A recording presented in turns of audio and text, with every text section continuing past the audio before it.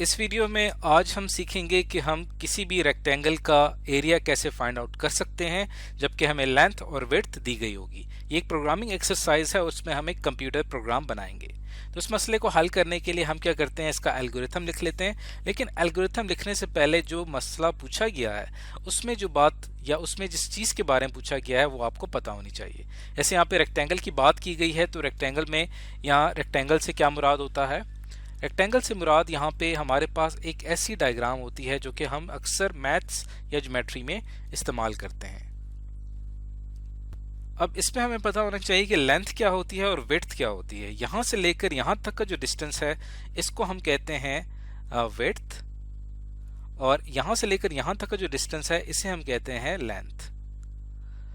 तो इन दोनों को आपस में मल्टीप्लाई करें तो ओवरऑल हमारे पास जो रेक्टेंगल है उसका एरिया पता चल जाता है, यानी कि ये रेक्टेंगल इसने कितनी जगह जो है वो घेरी हुई है, ये इसका एरिया कहलाएगा। तो इसको फाइंड आउट करने का जो हमारे पास पहला स्टेप ये है कि हमें रेक्टेंगल की लेंथ और विड्थ दे दी जाएगी, हमने उसका एरिया फाइंड आउट करना है। एरिया कैसे फाइंड आउट करेंगे? हम लेंथ और विड्थ को आपस में मल्टीप्लाई कर देंगे। लेंथ और विड्थ को आपस में मल्टीप्लाई करेंगे, उससे हमारे पास क्या आ जाएगा? एरिया आ जाएगा। और फिर आखिर में हम जो एरिया हमने फाइंड आउट किया होगा उसको हम डिस्प्ले करवा देंगे।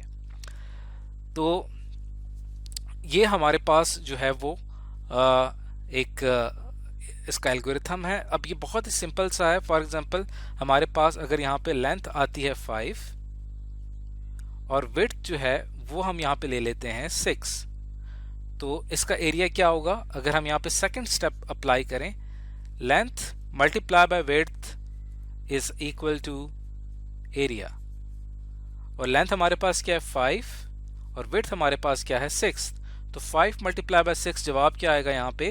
30। तो ये हमारे पास इसका फाइनल आंसर है। अब हम क्या करेंगे कि जो हमने एल्गोरिथम डिस्कस कर लिया है, अब हम इसका कंप्यूटर प्रोग्राम लिखेंगे। तो उसके लिए हम क्या करते हैं कि यहाँ पे हमारे पास एक ऑनलाइन कंपाइलर है सी का। आप ब्राउज़र पे जाके कोई भी कंप्यूटर ब्राउज़र पे जाके यूआरएल पे जहाँ पे हम वेबसाइट के लिए एक एड्रेस टाइप करते हैं वहाँ पे आप टाइप करेंगे cpp.sh, तो आपके सामने C++ का एक शेल आ जाएगा। यहाँ पे हम वो तमाम इंस्ट्रक्शंस लिखेंगे और आखिर में हमारे पास लेंथ और विड्थ और एरिया आ जाएगा। तो सबसे पहले हम क्या करते हैं कि यहाँ पे हमें देखना है कि हमें कौन से वेरिएबल चाहिए। फॉर एग्जांपल मुझे यहाँ पे लेंथ स्टोर करने के लिए वेरिएबल चाहिए होगा L, विड्थ स्टोर करने के लिए यहाँ पे मैं W ले लेता हूँ, बल्कि हम वेरिएबल का मुकम्मल नाम लिख लें तो वो ज़्यादा बेहतर है। लेंथ कॉमा विड्थ कॉमा, और हमें एक तीसरा वेरिएबल चाहिए होगा एरिया के लिए, इसमें हमारा एरिया स्टोर होगा। उसके बाद हम क्या करेंगे, स्टेप नंबर 2 जो था हमारा एल्गोरिथम का, उसको अप्लाई करेंगे। Area is equal to length, spelling का आपने बहुत ख्याल रखना है यहाँ पे, लेंथ मल्टीप्लाई बाय विड्थ, और आखिर में जब एरिया हमारा कैलकुलेट हो जाएगा, इसको हमने अब यहाँ पे डिस्प्ले करवाना है। तो यहाँ पे मैं लिखूंगा एरिया इज इक्वल टू, और यहाँ पे मैं उस वेरिएबल का नाम लिखूंगा जिसको आप यहाँ पे डिस्प्ले करवाना चाहते हैं। तो यहाँ पे आप इसको रन पे क्लिक करेंगे तो देखते हैं हमारा यहाँ पे क्या रिजल्ट आता है। तो एरिया इज इक्वल टू 0, क्योंकि हमने लेंथ और विड्थ को कोई वैल्यू नहीं दी। अब हम क्या करते हैं कि लेंथ और विड्थ को कोई वैल्यू दे देते हैं। फॉर एग्जांपल हमारे पास कोई भी रेक्टेंगल है, उसमें उसकी लेंथ हमारे पास है GTH, वो है 5, और उसकी जो विड्थ है वो हमारे पास है 6।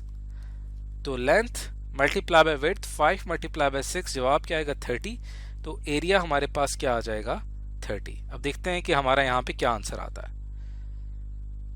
तो हमारे यहाँ पे क्या जवाब आया? Area is equal to 30। तो यहाँ पे हमने फाइनली अपना जो एरिया है वो हमने कैलकुलेट कर लिया है। अब यहाँ पे हमने बात की है रेक्टेंगल की, इसी तरह का अब आपने क्या करना है कि आपकी एक छोटी सी असाइनमेंट है। आपने क्या करना है कि आपने area of triangle find out करना है, उसके लिए आपने कंप्यूटर प्रोग्राम लिखना है। तो इसके लिए आपके पास जो यहाँ से लेकर यहाँ तक का जो डिस्टेंस है इसे कहा जाता है बेस, ये कहलाती है ट्राइंगल की बेस।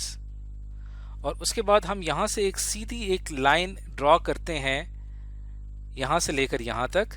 ये हमारे पास आती है जो सीधी स्ट्रेट लाइन यहाँ पे हमने ड्रॉ की है, इसे कहा जाता है हाइट। इसको मैं h से शो कर देता हूँ यहाँ पे। तो ट्राइंगल का एरिया फाइंड आउट का क्या फार्मूला होता है, 1/2 बेस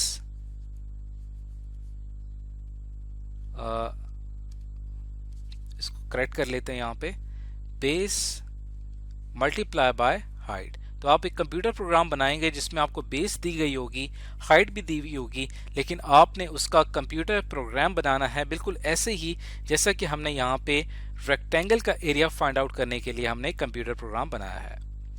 तो आज की इस वीडियो में हमने सीखा कि हम कोई भी मैथ्स का कोई प्रॉब्लम अगर सॉल्व करना हो तो उसके लिए हम कंप्यूटर प्रोग्राम कैसे बना सकते हैं।